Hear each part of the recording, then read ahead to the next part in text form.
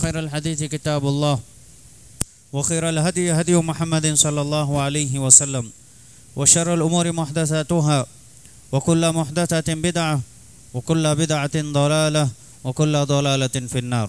अऊज़ु बिल्लाहिस समीइल अलीम मिनश शैतानिर रजीम मिन हमज़िही व नफ़ख़िही व नफ़्थिही बिस्मिल्लाहिर रहमानिर रहीम। व मन यब्तग़ि गैरल इस्लामी दीनन फ़लन युक़बल मिन्हु व हुवा फ़िल आख़िरति मिनल ख़ासिरीन। हर किस्म की तारीफ़ व तौसीफ़, हम्द व सना, बड़ाई व किबरियाई, इज़्ज़त व जलाल, तहमीद, तहलील, तकबीर, तस्बीह अल्लाह वहदहु ला शरीक के लिए लायक और ज़ेबा है, जो हमारा खालिक़ कायनात, माबूद बरहक़, जिसने हमें इस पूरी कायनात में जहाँ बेशुमार मखलूक़ात बसती हैं उन सब पर फ़जीलत बख्शी, अशरफुल मखलूक़ात बनाया। बादहू अनगिनत दुरूद व सलाम हो तमाम अंबिया अलैहिस्सलाम पर, खुसूसन नबी आखिरुज़्ज़मा रहमतुल लिल आलमीन सय्यदुल मुरसलीन इमामुल अंबिया जनाब मोहम्मद रसूलुल्लाह सल्लल्लाहु अलैहि वसल्लम की ज़ाते गिरामी पर। आप अलैहिस्सलातु वस्सलाम ने अल्लाह ताला की तरफ से जो ज़िम्मेदारी, रिसालत, शरीयत, अहकाम व मसाइल आपको बताए गए, आपने उम्मत तक कमा हक़्क़हु पहुँचा दिया। मुअज़्ज़ज़ हाज़रीन, खुतबा मसनूना के बाद सूरह आल इमरान की एक आयत, बड़ी मशहूर और मारूफ आयत है, आपके सामने पढ़ी गई, जिसमें अल्लाह रब्बुल इज़्ज़त ने तमाम दुनिया के इंसानों को बाखबर किया, ऐलान किया, इस दुनिया के लिहाज से भी और दुनिया के बाद आखिरत की ज़िंदगी में भी कामयाबी के लिहाज से अल्लाह के पास दीन अगर कोई काबिल कबूल है तो अल्लाह ने बताया कि वो दीन इस्लाम है। और इसी तरह ख़ुद अल्लाह का ये ऐलान भी है कि इन्न दीन इंदल्लाहिल इस्लाम, अल्लाह के पास अगर दीन के एतबार से, मज़हब के एतबार से पसंदीदा दीन कोई है तो वो दीन इस्लाम। इसके अलावा अल्लाह ताला किसी दीन को पसंद नहीं करते हैं। अल्लाह ताला के इरादे दो तरह के हैं, एक इरादा कौनिया है और एक इरादा शरइया। जब आप अक़ीदे के बाब में बड़ी किताबों को पढ़ेंगे तो उसमें कुरान करीम की कुछ आयात, अहादीस को पढ़ने के बाद ये दो किस्में अल्लाह ताला के इरादे और उसकी मशीयत के होते हैं। जैसे कुछ लोग पूछते हैं कि जब अल्लाह ताला को दीन इस्लाम ही पसंद है तो इसके अलावा दीगर अदियान के मानने वाले लोग इस दुनिया में क्यों हैं, दूसरे मज़ाहिब क्यों हैं? या इसी तरह से जब अल्लाह ताला को नेकी ही पसंद है तो खैर के अलावा शर क्यों है? अल्लाह ताला को जब मोमिन बंदे ही पसंद है तो काफिर क्यों रहते हैं? जन्नत ही बना देते अल्लाह ताला, जहन्नम क्यों है?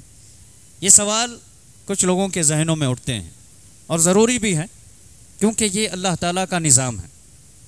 और ऐसा नहीं है कि इसके बारे में आप मालूमात हासिल ना करें, बल्कि मालूमात हासिल करनी चाहिए।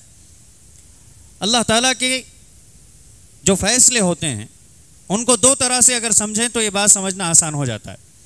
एक इरादा कौनिया, यानी इस कायनात को बनाने में अल्लाह ताला ने जो इरादा किया, अल्लाह का जो फ़ैसला है वो ये कि यहाँ अच्छा भी हो, बुरा भी हो, फ़ायदा भी हो, नुकसान भी हो, मोमिन भी रहे, काफिर भी रहे। जन्नत को भी अल्लाह ने बनाया और जहन्नम को भी बनाया।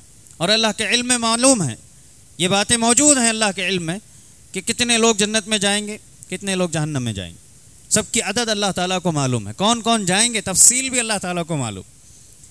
अल्लाह ने जहाँ खैर को पैदा किया वहीं शर को भी पैदा किया। ये अल्लाह का इरादा है, इरादा कौनिया। अब आइए एक और इरादा जो अल्लाह ताला का फ़ैसला, उसकी मशीयत, उसकी चाहत है, वो इरादा शरइया है। यानी अल्लाह ताला सिर्फ खैर को पसंद करते हैं जबकि उसने शर को भी पैदा किया है। अल्लाह ताला मोमिन ही को पसंद करते हैं जबकि काफिर भी इस दुनिया में मौजूद हैं। दीन इस्लाम को अल्लाह पसंद करते हैं, ऐसे ही दूसरे अदियान भी इस दुनिया में मौजूद हैं। अल्लाह ताला ये चाहते हैं कि तमाम बंदे जन्नत में जाएं, लेकिन अल्लाह ने अपने नाफरमानों के लिए जहन्नम तैयार कर रखी है। ये अल्लाह का इरादा शरइया है, यानी अल्लाह जिसको पसंद करते हैं। इसी पसंद में दीन इस्लाम, जिस पर मैं और आप अमल करते हैं, मुसलमान इस दुनिया के अमल करते हैं, ये अल्लाह को पसंद है, इस दुनिया में भी और आखिरत में भी। इसीलिए अल्लाह ने फरमाया कि अगर कोई शख्स दीन इस्लाम को छोड़कर किसी और दीन को कामयाब दीन समझे और ये समझे कि वो कामयाब हो जाएगा, ऐसी बात नहीं है। वमन यब्तग़ी गैरल इस्लामी दीनन, दीन को छोड़कर, इस्लाम को छोड़कर किसी और मज़हब को उसने अपना दीन बना लिया, फलन युक़बल मिन, आखिरत में उससे ये दीन कबूल होने वाला नहीं है। ना दुनिया में जो उसने अमाल किए दूसरे दीन में रहते हुए वो भी कबूल होने वाले नहीं हैं। वहुवा फिल आखिरति मिनल खासिरीन, आखिरत में नुकसान उठाएगा, घाटा खसारा होगा इसका। ये अल्लाह ताला ने एक स्टेटमेंट दे दी, क्योंकि अल्लाह ताला को दीन इस्लाम ही पसंद है और दीन इस्लाम के जो तरीक़े और आदाब, शराइत, उसूल, ज़वाबित अल्लाह ताला ने अपनी किताब कुरान करीम में और अल्लाह के नबी अलैहिस्सलातु वस्सलाम के ज़रिए से अहादीस मुबारका में बताइए, उनके मुताबिक अगर इंसान अमल करता है, एक मुसलमान ज़िंदगी गुजारता है, वो कामयाब मुसलमान। पिछले जुमा में हमने गम और परेशानी इंसान की ज़िंदगी में क्यों आते हैं, इसके सिलसिले में कुछ ज़रूरी बातें मालूम की थी। इंसान की ज़िंदगी के बहुत सारे ऐसे उमूर हैं, ऐसे मामलात हैं जहाँ इंसान खुश होता है तो वहीं गम भी लाहक होता है। इंसान को चैन और सुकून के कुछ मरहले मिलते हैं, कुछ ऐसे लम्हे मिलते हैं, वहीं कई ऐसे लम्हात आते हैं जहाँ इंसान किसी हादसे का शिकार हो जाता है, किसी बीमारी का शिकार हो जाता है, या किसी ना किसी परेशानी में मुब्तला है, तो उसकी वजह से उसका ज़हनी सुकून जो है वो ख़त्म हो जाता है, क़ल्बी सुकून जो है वो मुस्तरिब हो जाता है, क़ल्ब परेशान हो जाता है, दिल परेशान हो जाता है। तो ये गम और परेशानी लायक होने के असबाब में सबसे बुनियादी चीज़ हमने मालूम की थी कि अगर एक मोमिन को जो अल्लाह पर ईमान रखता है, अल्लाह के तौहीद पर ज़िंदगी गुजारता है, आखिरत पर ईमान है और जो भी दीन इस्लाम में बताया गया उसके मुताबिक अमल कर रहा है, इसके बावजूद इस दुनिया में वो सताया जा रहा है, मज़लूम की ज़िंदगी गुजार रहा है, या फिर इस तरह से कि बीमारी में मुब्तला है, या फिर तिजारत में उसे घाटा और ख़सारा होता है, किसी भी नाहिए से, एक ज़िम्मेदार है, सरपरस्त है घर का, घर के अफराद ज़्यादा हैं, उनकी ज़िम्मेदारी निभानी है, लेकिन माली फ़ायदा उतना ज़्यादा हासिल नहीं होता है, ज़हनी सुकून उसका ख़त्म हो जाता है।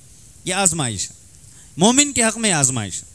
और फिर इसके बिलमुकाबिल मुसलमान ही हैं, लेकिन इस्लाम के जो आदाब हैं, इस्लाम के जो शराइत हैं, उनके मुताबिक वो ज़िंदगी नहीं गुजारता है, इबादतें सही तौर पर अंजाम नहीं देता है, रसूल अकरम सल्लल्लाहु अलैहि वसल्लम की सुन्नतों पर अमल नहीं होता है, किसी पर कर लिया किसी पर नहीं, यानी दीन अपनी मर्ज़ी से अगर वो उस पर अमल अंजाम देता है, तो फिर ऐसे मोमिन के साथ या ऐसे मुसलमान के साथ मसाइब और मुश्किलात आते हैं जो गुनहगार हैं, तो फिर उसके गुनाह के नतीजे में आने वाली ये मुसीबत है जो अल्लाह की सज़ा हो सकती है। ये दो मरहले हैं जो इंसान को समझना है। क्यों? मोमिन के साथ जैसे लोग कहते हैं ना भाई कि इबादत गुजार है, अल्लाह से डरने वाला है, इसके बावजूद इतना परेशान रहता है, उसके पास देखो कुछ भी नहीं है, जैसे दुनिया वाले मोमिनों का, मुसलमानों का मजाक उड़ाते हैं। और इससे पहले भी ऐसा नहीं है कि ये नई बात है, पिछले अंबिया भी जब उन्होंने दावत दी एक अल्लाह की तरफ, तो जिनके दिल में दीन इस्लाम दाखिल हो गया, इसकी मिठास बैठ गई, तो उन्होंने दुनिया की दौलतों को ठोकरें मार दी। और कुछ ऐसे थे जो कमज़ोर तबके के थे, लेकिन उनके दिल क्योंकि नर्म थे, दुनियावी जाह मनसब से बिल्कुल खाली थे, दुनियावी मकासद से बिल्कुल फारिग थे, इसलिए इस्लाम उनके दिलों में दाखिल हो गया। ये बहुत बुनियादी नुक्ता है, क्योंकि पिछले अंबिया के ज़माने में पाए जाने वाले मालदार किस्म के लोग, ये जो कमज़ोर तबके के मुसलमान हो जाया करते थे लोग, उनका मजाक उड़ाकर ये कहते थे कि देखो ये गरीबों का रसूल है, या फिर ये कहते कि अगर ये बरहक होता तो सबसे पहले हम इस पर ईमान लाते। देखो हमारे पास माल और दौलत है, औलाद की कसरत है, दुनिया में ओहदा और मनसब हमें हासिल हैं, अगर इसकी बात सच्ची होती तो हम इसकी बात पहले कबूल करते। लेकिन उन्हें जो नशा चढ़ा था दुनिया का, माल और दौलत का, ऐश परस्ती का, इसके सबब ये जो हक़ है उसके दरमियान ये रुकावट बन करके रह गई। दिल तंग थे उनके, नज़रिया छोटा था उनका, हर चीज़ को दुनिया पर परख कर देखते थे, जबकि वो दिल जो खाली होते थे, दुनिया परस्ती से, दुनिया की मोहब्बत से, माल और दौलत से, हर चीज़ से पाक होते, ऐसे दिलों में ईमान पहले दाखिल हो गया। इसलिए मोमिनों, जो मोमिन थे अंबिया अलैहिस्सलाम पर, जिन्होंने इस्लाम कबूल किया, वो कमज़ोर तबके के ज़्यादा रहे। आज दुनिया भी यही कहती है कि अगर ये इस्लाम बरहक होता तो इनको बड़े बड़े कारनामे अंजाम देना चाहिए था, फ़लाँ हुकूमतें इनके पास होनी चाहिए थी, बहुत सारी चीज़ें। ये मोमिनों के लिए आजमाइश है, उनकी ज़िंदगी उसी वक्त निखरती हैं जब उनके ज़िंदगी में आजमाइश आती है। अगर यूं ही प्रैक्टिकल एक आम इंसान की भी बात करें, जिसमें मुसलमान गैर मुस्लिम सब शामिल है, आम बात अगर करें तो बताइए वो इंसान कामयाब कहलाता है जो बिल्कुल बग़ैर किसी परेशानी, बग़ैर किसी मुसीबत आफत के ज़िंदगी आराम से गुजार रहा है, उसकी हर ज़रूरत पूरी हो रही है। वो आदमी प्रैक्टिकली अच्छा होगा या फिर वो इंसान जो ठोकरें खा करके संभला हो, या उसे कोई मुसीबत का अंदाज़ा हुआ हो, या उसे कोई एक्सपीरियंस, कोई तजुर्बा हुआ उसके अपनी ज़िंदगी में, वो बेहतर होगा। जाहिर सी बात है आप कहेंगे कि वही शख्स ज़्यादा तजर्बेकार हैं, या फिर वो शख्स ज़्यादा मेंटली भी और फिज़िकली भी आप कहेंगे कि वो इंसान ज़्यादा बेहतर है जो अपनी ज़िंदगी के कुछ मराहिल में कुछ एक्सपीरियंसेस और फिर कुछ ऐसे तजर्बात से गुजरा है, ठोकरें उसे लगी हैं, उसके बाद संभल करके चल रहा हो। और फिर सोना, हम जानते हैं गोल्ड, ये जब कानों से निकलता है तो मिट्टी की शक्ल में होता है, उसको आग में तपाया जाता है, तब जाकर के वो निखर करके संवर करके किसी के गलों की जीनत, किसी के कानों की जीनत, किसी के सर की जीनत, और इस तरीके से ज़बरदस्त जेवर बनता है। कब हुआ ये? आग में, भट्टी में जलने के बाद, तपने के बाद। मोमिन की ज़िंदगी और उसकी मिसाल ऐसी ही है। इस दुनिया में आजमाइश उसके साथ ज़्यादा होगी। और सही बुखारी की हदीस के ज़रिए भी ये बात मालूम होती है। अल्लाह के नबी अलैहिस्सलातु वस्सलाम ने फरमाया, मैं युरिदिल्लाहु बिही खैरन युसिब मिन। खुशखबरी है उन मोमिनीन के लिए जो ईमान कामिल रखते हैं, अल्लाह ताला पर, आखिरत पर ईमान रखते हैं, हर हाल में अल्लाह का जिक्र और शुक्र अदा करते हैं। ऐसे मोमिनीन के बारे में अल्लाह के नबी ने फरमाया कि जिसके साथ अल्लाह ताला भलाई का इरादा करे उसको मुसीबतें ज़्यादा आती हैं। बताइए अंबिया अलैहिमुस्सलाम कितनी देर थी कि अगर वो अल्लाह से कहते कि हमें अल्लाह बादशाह बना, दुनिया पर हुकूमतें कर रहे होते। लेकिन आप जानते हैं कि अंबिया अलैहिमुस्सलाम पर एक नहीं, दो नहीं, कई मुसीबतें आईं। सिर्फ अगर इब्राहीम अलैहिस्सलाम की बात कर लें, इस महीने की मुनासबत से भी इस शख्सियत को, उस नबी को दुनिया याद करती है। सिर्फ उनकी ज़िंदगी को आप देख लीजिए, पूरी ज़िंदगी कुर्बानी की दास्तान, कई कुर्बानियाँ उन्होंने दी। तो क्यों हुआ ये? तब जाकर के वो इमामुल मुवाहिदीन कहलाए, अबुल अंबिया कहलाए, तमाम अंबिया के बाप का लक़ब उनको मिला। और तमाम मुवाहिदीन जो अल्लाह पर ईमान रखते हैं, अल्लाह को अकेला मानते हैं, तौहीद के तकाज़ों को पूरा करते हैं, उन सब के इमाम इब्राहीम अलैहिस्सलाम, जिनकी ज़िंदगी आजमाइशों से दो चार हुई। अल्लाह ने उनको आजमाया भी और इसकी ख़बरें अल्लाह ताला ने कुरान करीम में जा बजा बताई भी। तो बहरहाल बताना मकसद ये है कि एक मोमिन की ज़िंदगी में अगर मुसीबत आ रही है, परेशानी आ रही है, तो ये दरअसल अल्लाह की तरफ से उसके लिए ऐसा रास्ता हमवार हो रहा है कि वो अल्लाह से हट कर कहीं और ना जाए। अब एक उस इंसान की बात कीजिए जो सिर्फ दुनिया में पड़ा है, परेशानी में मुब्तला है, उसे हमेशा ऐश व इशरत वाली ज़िंदगी पसंद है और उसी में ज़िंदगी गुजारा है। अचानक कोई हादिसा आ जाए, अचानक किसी बड़ी बीमारी में मुब्तला हो जाए, क्या करता है? उस वक्त अल्लाह अल्लाह उसकी ज़बान पर आता है। परेशानी में मुब्तला होकर उसे रब याद आ जाता है। और फिर हर मरहले में एक मोमिन को ठोकर लगे, मुसीबत आए, तो उसका ताल्लुक़ तो हमेशा अपने रब से जुड़ा है। इसीलिए अल्लाह के नबी अलैहिस्सलातु वस्सलाम की वो हदीस जो सही मुस्लिम की सुनाई गई, उसमें ये खुशखबरी अल्लाह के नबी ने दी कि मोमिन का मामला बड़ा ताज्जुब ख़ेज़ है। उसे जब मुसीबत पहुँचती है सब्र कर लेता है, उसके लिए बेहतर है। और उसे जब खुशी पहुँचती है, नेमत मिलती है, वो शुक्र अदा करता है, फ़काना खैरन लहू, ये उसके लिए अच्छा था। वलैसा ली अहदिन इल्ला लिल मुमिन कहा। अल्लाह के नबी ने फरमाया कि मोमिन के अलावा किसी और के लिए ये खुशखबरी नहीं है। दोनों मरहलों में मुसीबत पहुंची, सब्र किया, सब्र करने का नतीजा उसके लिए अल्लाह ताला ने खुशखबरी सुनाई, इन्नल्लाह मअस साबिरीन, अल्लाह ताला सब्र करने वालों के साथ है। व इन्नमा युवफ़्फ़स साबिरूना अजरहुम बिगैरि हिसाब, कि सब्र करने वाले जो मोमिन बंदे थे मुसीबतों में, अल्लाह ताला कल क़ियामत के दिन उन्हें जो अजर सवाब देंगे वो बग़ैर हिसाब व किताब के देंगे। कोई उसमें तोला नहीं जाएगा, कोई नापा नहीं जाएगा। इतना ज़्यादा अजर सवाब अल्लाह ताला सब्र करने वाले मोमिनीन को देंगे।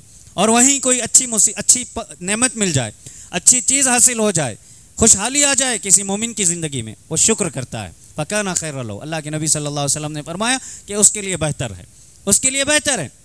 और जब शुक्र अदा करता है, अल्लाह ने क्या फरमाया? लइन शकरतुम लअज़ीदन्नकुम, कि अगर तुम्हें कोई नेमत मिलती है और तुम उस पर शुक्र अदा करते हो, मैं उसे और बढ़ा कर देता हूँ और उसमें इजाफे करता हूँ और नेमतों से तुम्हें नवाजता हूँ। ये मोमिन की ज़िंदगी को अल्लाह के नबी अलैहिस्सलातु वस्सलाम ने इस तरीके से बताया कि उसके लिए खैर ही खैर है। मुसीबत में हो तब भी खैर, खुशहाली में है तब भी खैर। तो जब ये गम का मरहला इंसान की ज़िंदगी में आ जाता है, कुछ इंसानों को शैतान ये चाहता है, शैतान का सबसे बड़ा हमला यही है कि वो अल्लाह से उसके ताल्लुक़ को काट दे, अल्लाह से उसके ताल्लुक़ को ख़त्म कर दे। ये सबसे पहला हमला उसका होता है। जैसे कुछ लोग अगर किसी बच्चे को अपने कंट्रोल में लेना चाहता है तो माँ बाप से दूर करते हैं, माँ बाप या उसके जो गार्डियंस उसके सरपरस्त होते हैं उनसे दूर ले जाते हैं ताकि उनका कंट्रोल चले, उनकी फ़िक्र उनमें डाली जाए। ऐसे ही शैतान क्या करता है, अल्लाह ताला से उसके ताल्लुक़ को कट कर देता है या कमज़ोर कर देता है, उसके दिल में मायूसी पैदा कर देता है, उसे नाउम्मीद कर देता है। इसीलिए अल्लाह ताला ने क्या फरमाया, ला तक़नतु मिन रहमतिल्लाह, अल्लाह की रहमत से कभी मायूस ना होना। अगर इस धोखे में आ गए शैतान के कि गुनाह बहुत हो गए, कौन माफ़ करेगा, कैसे माफ़ होगे, इतने ज़्यादा मैंने गुनाह कर लिए तन्हाई में और लोगों के साथ रह करके, कैसे माफ़ हो सकते हैं, ये शैतान का धोखा है। हाँ, आपको आपके गुनाहों पर शर्मिंदगी होनी चाहिए, अफसोस होना चाहिए कि मैंने अल्लाह की नाफरमानी की है, लेकिन इस अफसोस का नतीजा ये नहीं आना है कि अल्लाह माफ़ नहीं करेगा, चलो अब इसी ज़िंदगी ऐसी ज़िंदगी है मेरी। नहीं, लौट कर अल्लाह की तरफ आए। जिसने 100 कत्ल किए अल्लाह ने उसे भी माफ़ किया, जिसने 100 कत्ल किए थे अल्लाह ने उसे भी माफ़ किया, याद रखें। इसलिए अल्लाह ने फरमाया कि मेरे उन बंदों को बता दीजिए, अल्लाह के नबी सल्लल्लाहु अलैहि वसल्लम, जो अपने नफ्सों पर इसराफ यानी हद से ज़्यादा जुल्म कर चुके हैं, ला तक़नतु मिन रहमतिल्लाह, अल्लाह की रहमत से मायूस ना होना। तो शैतान ये सबसे पहले गम के हालात में अक्सर या तो खुशी के मौके पर बुला देता है या फिर गम के मौके पर आकर के उसे और कमज़ोर कर देता है। मुख्तलिफ टेंशनों में मुब्तला करके इंसान के ताल्लुक़ को अल्लाह ताला से कमज़ोर करने की कोशिश करता है। उसकी वजह से इंसान कभी कभी जहाँ गलतियों में पड़ता है वहीं साथ ही साथ ऐसे गुनाह भी कर जाता है जो हराम काम होते हैं, हराम कामों का इर्तिकाब करने लगता है, जिसकी तरफ मुख्तसर गुज़िश्ता जो जुमा हुआ था उसमें ये बताया गया था कि इंसान कभी कभी नशे का आदी हो जाता है, ड्रग एडिक्ट हो जाता है। कुछ ऐसे हराम काम खाने के हों, पीने के हों, इस्तेमाल के हों, या कुछ ऐसी मजलिसों में या फिर म्यूज़िक का एडिक्ट हो जाता है जिसमें उसे लगता है कि ये मेरी रूह को तस्कीन पहुंचाने वाली चीज़ है। हकीकत में बताया गया कि ये रूह को तस्कीन नहीं बल्कि आपके ईमान को ख़तरे में डालने वाली चीज़ है। ईमानी एतबार से इंसान कमज़ोर, ज़हनी एतबार से इंसान डिस्टर्ब हो जाएगा इस म्यूज़िक का एडिक्ट हो जाए तो। और फिर अगर तबई तौर पर बात करें इंसान की तबीयत के लिहाज से तो उसके कानों को ख़राब कर देने वाली चीज़ है। उसकी जो समाअत है, सुनने वाली जो सलाहियत अल्लाह ने दी है वो मुतासिर हो जाएगी। फिर उसके बाद वो कहीं ऐसा भी मुमकिन है कि अगर इसी का आदी हो गया तो फिर उसकी समाअत ख़त्म हो जाएगी। और फिर अगर बात करें पिछले ज़माने की, सलफ़ के ज़माने में ये गाने वाले, नाचने वाले, उनको उनके ज़माने में मुखन्नस कहा जाता था। मुखन्नस, ना मर्द ना औरत, ये सलफ़ सालिहीन कहा करते थे जो इस म्यूज़िक के आदी होते थे या गाने बजाने को पसंद किया करते थे। उनको मर्दों में शुमार नहीं किया जाता था, ना औरतों में शुमार किया जाता था। तो बात समझ में आ गई कि आज जिस तरीके से यूथ को, न्यू जनरेशन को एक करियर बता करके या उनका फ्यूचर बता करके जिस तरीके से आज बड़े बड़े स्टेज सजाए जा रहे हैं और बड़ी बड़ी डिग्री होल्डर्स ले करके भी अपने आप को ये बेहुदा हरकतें करने के लिए अपना फैशन समझ रहे हैं। मेंटालिटी देखिए कैसे बदल रही है दुनिया की, लोगों की। अल्लाह ताला ने इज्जत बख्शी और ये लोगों के सामने बेहुदा हरकतें करके अपने आप को हीरो बना रहा है। समझने वाली बातें हैं। मुख्तसर इशारे के साथ ये बताऊं कि अब जब ये गलतियों में इंसान पड़ जाता है, बचने के असबाब क्या हैं, इलाज क्या है, गम और परेशानी से बाहर आने वाले असबाब। याद रखें वो आयत जो अभी मैंने आपके सामने खुतबे मसनूना के बाद पढ़ी, अल्लाह ने फरमाया वमन यब्तगी गैरल इस्लामी दीनन फलन युक़बल मिन। एक मुसलमान अगर है, मैं और आप अपने आप को मुसलमान कह रहे हैं, इसका बुनियादी तकाजा ये है हम ये सोचें कि मेरे हर मसले का हल मेरे इस्लाम में मौजूद है, मेरे दीन में मौजूद है। अगर कहने को वो मुसलमान है लेकिन वो अपने इलाज, अपनी परेशानियों का सब इलाज वो दूसरे मज़ाहिब में ढूंढता है, दूसरों से लेने की कोशिश करता है, तो फिर ये कहीं ना कहीं अपना नुकसान कर रहा है, दुनियावी एतबार से भी और दीनी एतबार से। इसलिए कि दीन दीन फितरत है। अल्लाह ताला ने इसमें जो चीज़ें बताई वो हमारी तबीयत के एतबार से बताई हैं, हमारे मिजाज को अल्लाह ताला से बेहतर बताई है और कौन जानता है। अल्लाह ताला ने क़यामत तक इस मोजज़े को जो कुरान करीम की शक्ल में अल्लाह ताला ने इस उम्मत पर, हमारे नबी मोहम्मद सल्लल्लाहु अलैहि वसल्लम पर नाजिल किया, हर चीज़ का इलाज अल्लाह ताला ने उसमें रखा और बताया भी कि ये रहमत है, ये नेमत है और ये तुम्हारे दिलों में पैदा होने वाली बीमारियों का इलाज भी है, तुम्हारे लिए शिफा है।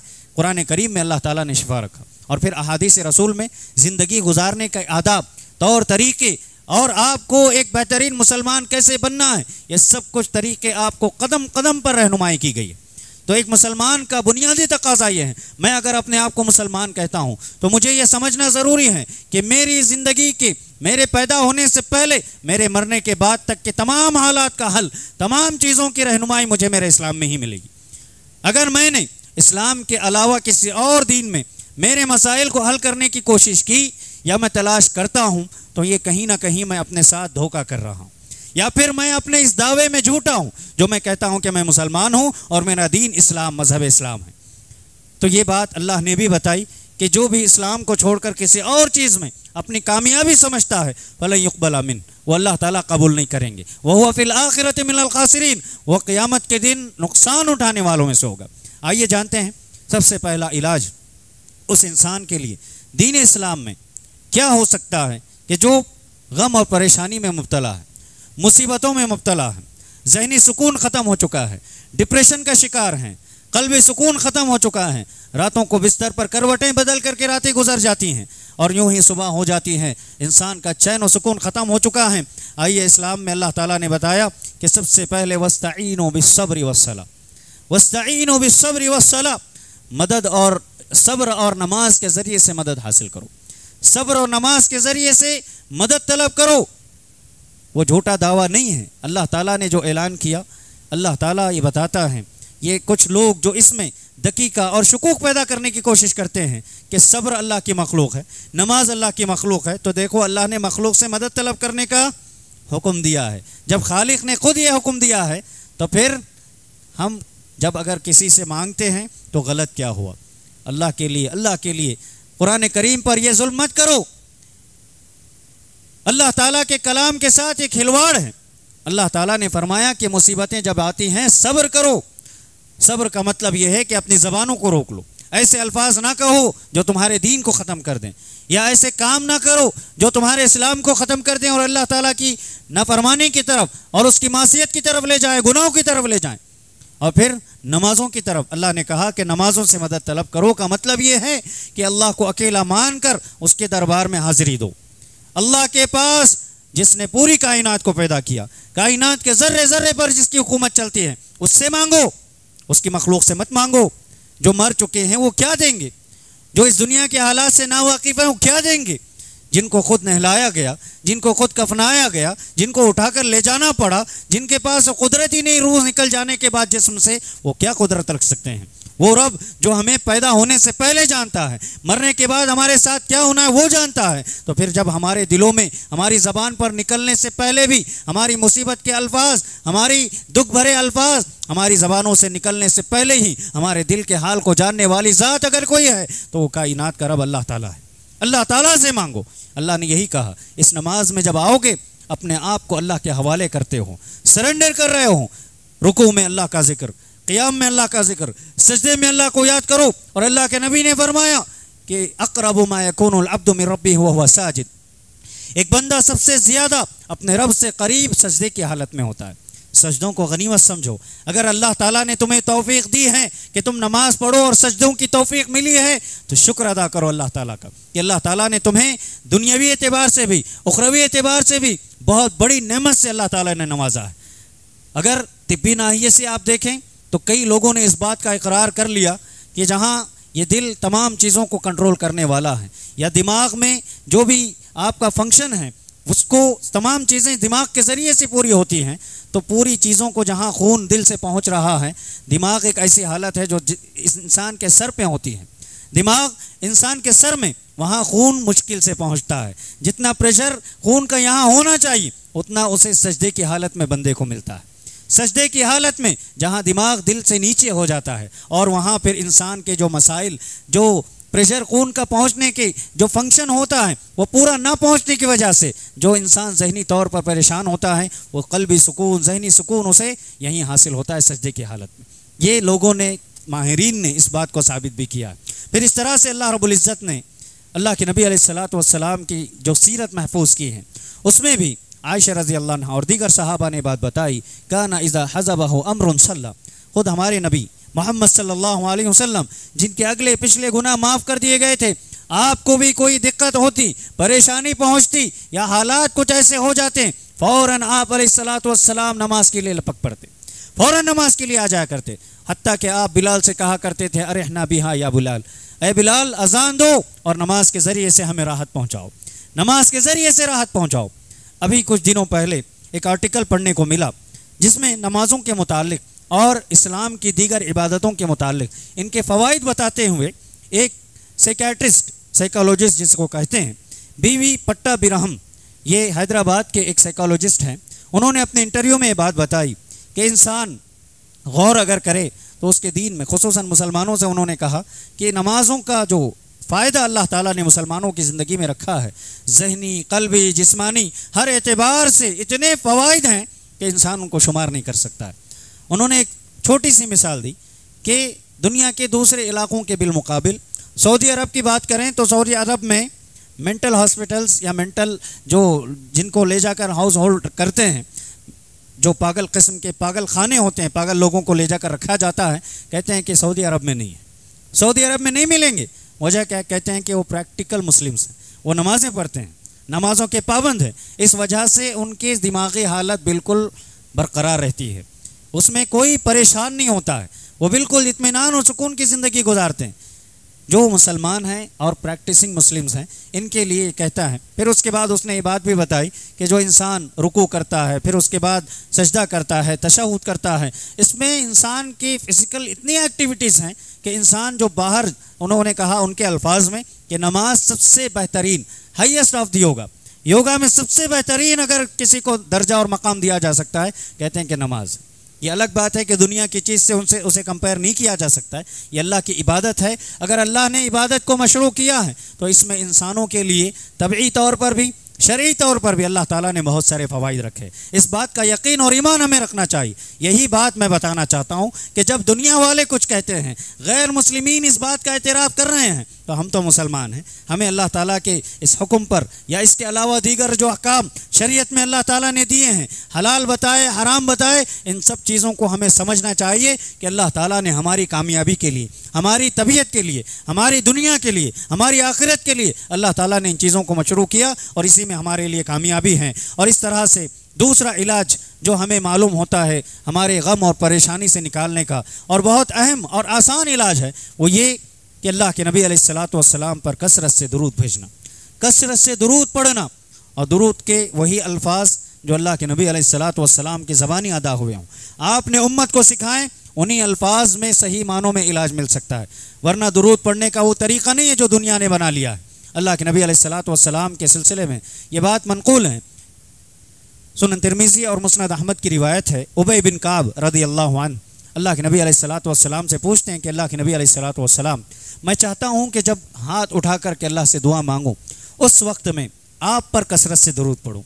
कहा कि अगर मैं दुआ का चौथा हिस्सा आप पर दुरूद पढ़ कर के अगर दुआ करूँ तो बताइए क्या मेरे लिए काफ़ी है? आप सल्लल्लाहु अलैहि वसल्लम ने फरमाया कि अगर तुम थोड़ा बढ़ा लो तो बेहतर है। फिर उन्होंने कहा कि अल्लाह के नबी अलैहिस्सलातु वस्सलाम, दुआ का तीसरा हिस्सा अगर मैं आप पर दुरूद पढ़ कर के गुजारूँ तो क्या ये मेरे लिए बेहतर है? आपने फरमाया कि बेहतर है, लेकिन अगर तुम इजाफा कर लो तो और अच्छी बात है।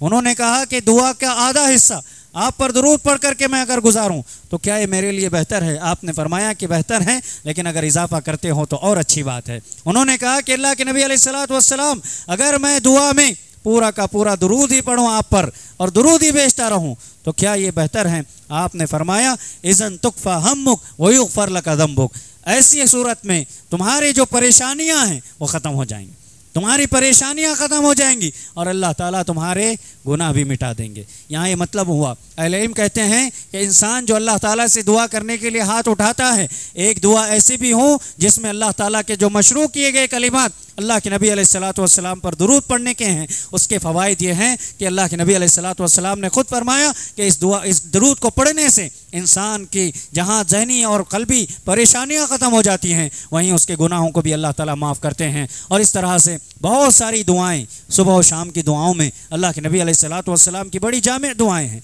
जिनमें से एक दुआ बड़ी मुख्तसर, ज़बान पर आसान, बंदा ये कहे, अल्लाहुम्मा इन्नी अऊदु बिका मिनल हम्मी वल हज़न, कि अल्लाह ताला मैं तुझसे पनाह चाहता हूँ, किससे? हम और गम से, हम और परेशानी से, हम कहते हैं माजी की परेशानियां, इंसान के पास्ट में जो नुकसान हुआ है, उसे जो परेशानियां गुजरी हैं, अगर वो कभी याद आकर इंसान हैरान हो जाता है, परेशान हो जाता है, उसके दिल पर वहशत तारी हो जाती है, इन चीज़ों से इंसान ये दुआ करे, अल्लाहुम्मा इन्नी आऊदु बिका मिनल हम वल हज़न, और हज़न कहते हैं आने वाले, फ्यूचर में आने वाली परेशानियों से अल्लाह ताला मैं तुझसे पनाह तलब करता हूँ। तो ये दुआ बंदा इंसान कसरत से करे। और इसके अलावा एक और दुआ, या हय्यु या क़य्यूम बिरहमतिक अस्तगीस, ये दुआओं के कलिमात हैं, अल्लाह के नबी अलैहिस्सलातु वस्सलाम से मनक़ूल हैं, जिस पर आपने अमल किया, आपने उम्मत को सिखाया। दुआ के मजमुए को हासिल करके उनको पढ़ने की कोशिश करें, इंसान के लिए चीज़ें आसान होंगी। और एक और अदब बहुत ज़रूरी हैं जो आज हम इस पर अमल कम करते हैं, घरों से निकलते हुए भी एक दुआ हमारी शरीयत में सिखाई गई, बिस्मिल्लाह तवक्कलतु अलल्लाह ला हौला वला कुव्वता इल्ला बिल्लाह। बहुत आसान कलिमात, बड़ों को भी पाबंदी करने की ज़रूरत, बच्चों को भी सिखाने की ज़रूरत है। घर के मर्द ख़वातीन सब इसका एहतमाम करें। घर में ऐसा होता है, फ़ोन में बात कर रहे हैं, निकल रहे हैं, भूल जाते हैं, किसी से बात कर रहे हैं, निकल रहे हैं, भूल जाते हैं। इतना ज़रूरी अदब है, याद रखिए। आपको परेशानियां कब आती हैं? या तो घर में या बाहर निकल करके। बाहर निकलते हुए ये दुआ अगर कोई पढ़ ले, बिस्मिल्लाह तवक्कलतु अलल्लाह ला हौला वला कुव्वता इल्ला बिल्लाह। अल्लाह के नबी अलैहिस्सलातु वस्सलाम ने फरमाया कि फरिश्ते की एक फ़रिश्ता ये ऐलान करता है अल्लाह की तरफ से जो मुकर्रर होता है, हस्बुकल्लाह हस्बुकल्लाह फ़क़द हुदीत व कुफ़ीत व वक़ीत, कि अल्लाह अब तुम्हारे लिए काफ़ी है, अल्लाह ताला तुम्हारे लिए काफ़ी हो गया है, अब तुम्हें हर किस्म के शर से अल्लाह ने महफूज रख लिया, अल्लाह तुम्हें सही रहनुमाई पर ले जाएंगे, सही रास्ते पर लगा देंगे, और हर शर से अल्लाह ताला तुम्हें महफूज रखेंगे। ये जब दुआ बंदा पढ़कर निकलता है, एक और रिवायत में ये भी मनक़ूल है, सुनन तिर्मिज़ी और अबू दाऊद में मौजूद है, कि एक शैतान दूसरे शैतान से कहता है कि उस बंदे पर तुम कैसे कंट्रोल हासिल कर सकते हो जिसने ये दुआ पढ़ ली है, जिसने ये दुआ पढ़ ली है। ये दुआ पढ़ करके वो बताता है कि इस बंदे ने जो घर से निकलते हुए एहतमाम किया, उस पर तुम कुछ काबू नहीं कर सकते, उसे तुम बुरे रास्ते पर नहीं ले जा सकते। इतनी अजीम दुआ है, इतना अजीम अमल, इतना अजीम अदब इस शरीयत में हमें बताया गया। इस पर अमल करने की ज़रूरत है, बड़ों को भी, छोटों को भी, बच्चों को पढ़वा करके याद करने की ज़रूरत है। इसके अलावा बहुत सारे फ़वाइद दीन इस्लाम में मौजूद हैं। बस हमारी सूरत हाल ये है कि हमारे दिल सख्त हो चुके हैं, हमारे दिल सख्त हो चुके हैं। कुरान करीम हम पर पढ़ा जाता है, खुद हम पढ़ते हैं, दुआएं पढ़ते हैं, दुआएं करते हैं, लेकिन हमारे आंखों से आंसू सूख चुके हैं। वजह क्या है कि हमारे दिल सख्त हो गए हैं, दुनिया के इन मशगूलियात में मसरूफ़ होकर के इतने बिजी हो चुके हैं कि जब हम कुरानी आयात भी पढ़ते हैं तो हमारे दिलों पर असर नहीं हो रहा। लिहाजा दिलों को नरम करने की ज़रूरत है। ये नरम होंगे मौत को कसरत से याद करने से। अल्लाह ताला के ज़िक्र में अल्लाह ने फरमाया, अला बिज़िक्रिल्लाहि तत्मइन्नुल क़ुलूब, कसरत से अल्लाह का जिक्र करो, अल्लाह ताला दिलों को राहत पहुँचाते हैं। गम और परेशानी का बड़ा इलाज अल्लाह ताला का जिक्र है। वला ज़िक्रुल्लाहि अकबर, अल्लाह ताला ने भी फरमाया सबसे बड़ा जिक्र अल्लाह ताला का, सबसे बड़ी इबादत अल्लाह ताला का जिक्र है। इस लिहाज से इंसान अपने आप को गम और परेशानी से अल्लाह का जिक्र करके, दुआओं का अहतमाम करके, और जो आदाब शरीयत में बताए गए हैं उन पर अमल करके, पाबंदी करके इंसान इंशाअल्लाह हर किस्म के शर से, चाहे वो शरई शर हो, शैतान की तरफ से आने वाले या लोगों की तरफ से मिलने वाले, हर किस्म के शर से, गम और परेशानी से इंसान अपने आप को बचा सकता है। अल्लाह ताला से दुआ है कि अल्लाह ताला हम तमाम को, हमारे दिलों को अल्लाह ताला नरम फरमाए और अल्लाह ताला के ज़िक्र से अपनी ज़बानों को तर करने के अल्लाह तौफ़ीक़ इनायत फरमाए। अल्लाह ताला हमें हर किस्म के शर से, हर किस्म के गम और परेशानी से अल्लाह दूर रखे। अल्लाह ताला हर किस्म के फितनों से हमारी हिफाजत फरमाए, हमारी नस्लों की अल्लाह हिफाजत फरमाए, और अल्लाह ताला हमें उसकी इबादत करने का कमा हक़ तौफ़ीक़ अता फरमाए। और अल्लाह ताला जब तक ज़िंदा रखे इस्लाम पर, ईमान पर, अक़ीदे तौहीद पर बाकी रखे, जब ख़ातिमा हो हुस्न ख़ातिमा नसीब करें। इंतकाल के बाद अल्लाह ताला हम तमाम को अज़ाब क़ब्र से, अज़ाब जहन्नम से बचाकर जन्नतुल फ़िरदौस में दाखिला नसीब फरमाए। आमीन व आखिरु दावाना अनिल हम्दुलिल्लाहि रब्बिल आलमीन।